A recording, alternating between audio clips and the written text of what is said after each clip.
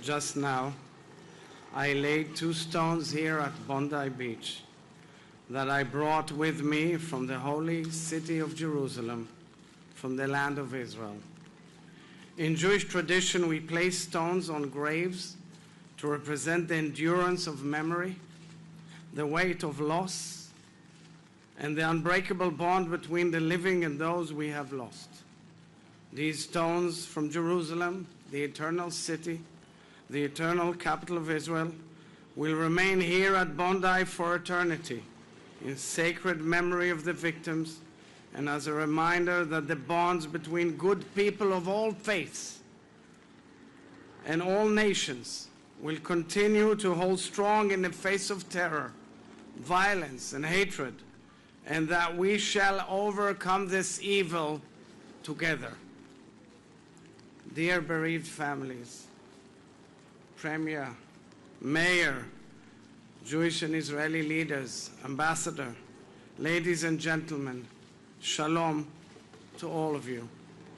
I've just landed here in Sydney from Israel with my wife and our delegation for an official visit to Australia at the invitation of Governor General, Prime Minister, and the Australian Jewish community following the horrific anti-Semitic terror attack carried out right here on Bondi Beach on December 14, 2025.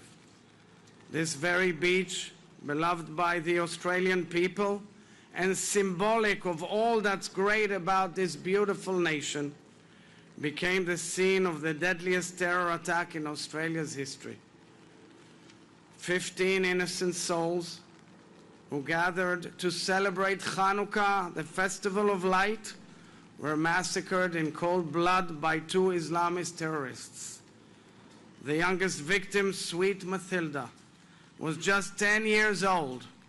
The oldest was 87-year-old Alex Kleitman, who survived the extermination of 6 million Jews in the Holocaust, only to be murdered for being a Jew on the beaches of Sydney, Australia. These vile terrorists specifically and deliberately targeted our sisters and brothers, Australian Jews. Yet, this was also an attack on all Australians. They attacked the values that our democracies treasure: the sanctity of human life, the freedom of religion, tolerance, dignity, and respect. This is how terror operates all around the world. And sadly, Israel has faced deadly threat of terror for many, many years. In the face of this evil, we saw the very best of humanity. Suddenly, here on Bondi, surfboards became trenches and stretchers as ordinary people ran into the danger and saved innocent lives. And in the aftermath of the attack, the people of Australia stood together in grief and solidarity with the Jewish community. The world's only Jewish state, the State of Israel and the Nation of Israel, stood together with the Australian people. We stood with Australian Jews, for we are one big family, and when one Jew is hurt, all Jews feel their pain. That is why I'm here today, to embrace and console the bereaved families. Anti-Semitism here in Australia is not a Jewish problem. It is an Australian problem and a global problem. Over the generations, one thing has become clear: hatred that starts with the Jews never ends with the Jews. This is why the current rise in anti-Semitism around the world is a global emergency, and we must all act to fight against it. I welcome the positive steps already taken by the Australian government to tackle anti-Semitism since the Bondi attack. Leaders across all sectors of society must speak out clearly and consistently against anti-Semitism because silence in the face of hatred is complicity.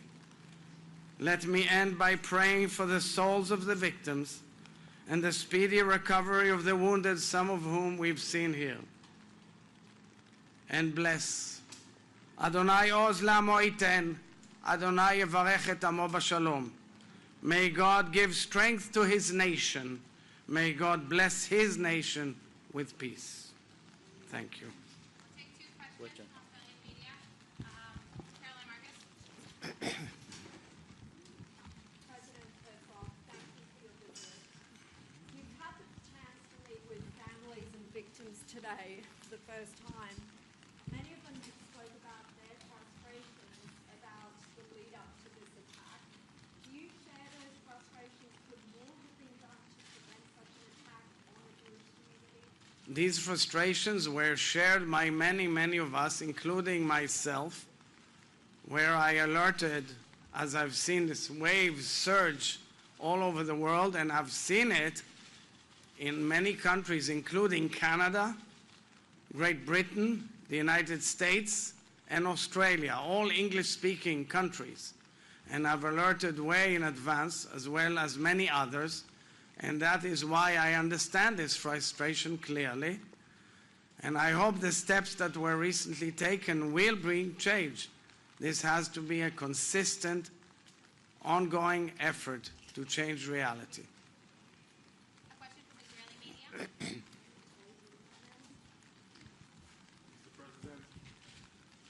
Mr. President, did the anti-Israeli saying of Australia's leaders ignite the anti-Palestinism? What should the State of Israel should do against such expressions, even from friends like Australia?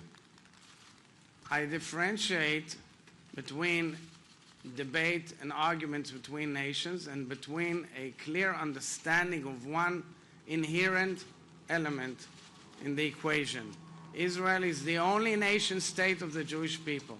The International Holocaust Remembrance Alliance definition of anti-Semitism, which was adopted all over the world, clearly states that attacks and undermining the whole notion of the nation state of the Jewish people and its right to self-determination and the right to defend itself is anti-Semitism. And I think this has to be disseminated. You can argue on policies.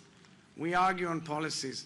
But it's a total different ballgame where ongoing attacks and criticism and agony and pain of Jews who are citizens of any country, including this country, and we see ourselves as the protectors of Jews all over the world, are attacked and harassed in other countries. And in Australia, which is a model democracy, it must not happen.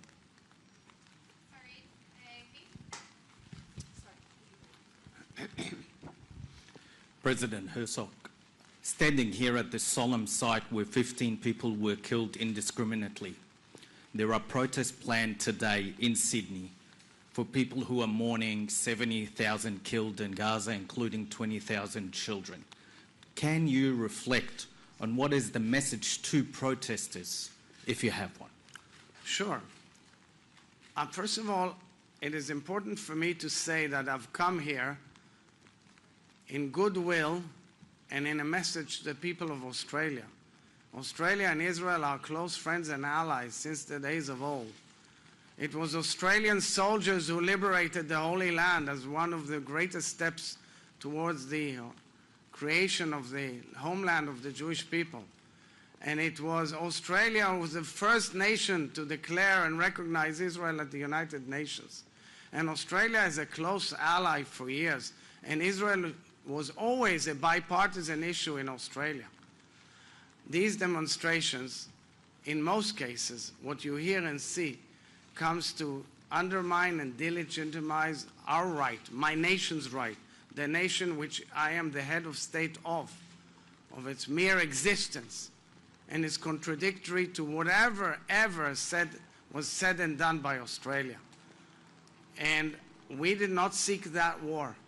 On October 7th, our nation was attacked terribly, and people were butchered, murdered, raped, and burnt and abducted.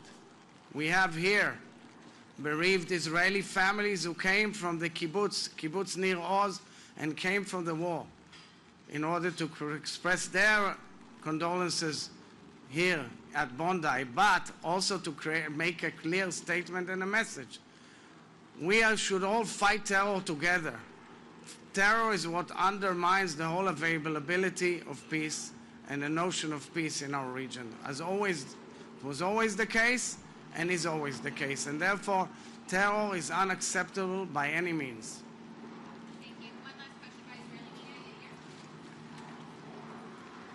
Can you just grab that microphone back?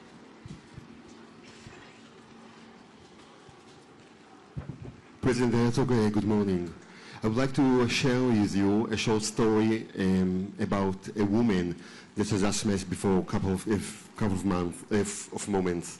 When we arrived to the hotel, we met a woman named Ella Bella. When she heard us speaking Hebrew, she started to cry. She showed us a high necklace hidden under her shirt and said that she was moved by your visit here. She asked that you, as the President of Israel, demand the Australian government protect the Jewish community here.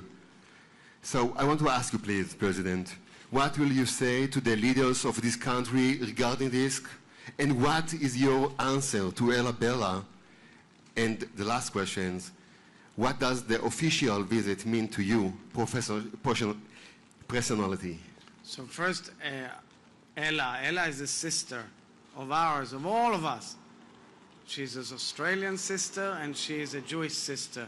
And she's dear to our hearts like every Jew around the world. And no Jew should feel harassed and no Jew should feel that he's limited in any way in expressing her or his Jewish identity. And this, unfortunately, is the main challenge of fighting and combating anti-Semitism. This visit means a great deal to me, and my wife and I and our delegation are very moved to be here. We were shaken to our core when we first heard about the Bondi Beach attack. Our heart missed a beat, like all Israelis and all Jews. And I'm here to express solidarity, friendship, and love. And I also believe that this is an opportunity to upgrade the relations between Israel and Australia, because we are two democracies that share values together, and we are confronting the roots of evil from all over the world. And we should do so together. And finally, I want to send a message to our brothers and sisters all over the world. You're not alone. The nation and the state of Israel are with you. The Jewish people are with you. We should stand together and we should be proud of our identity, our Jewish identity.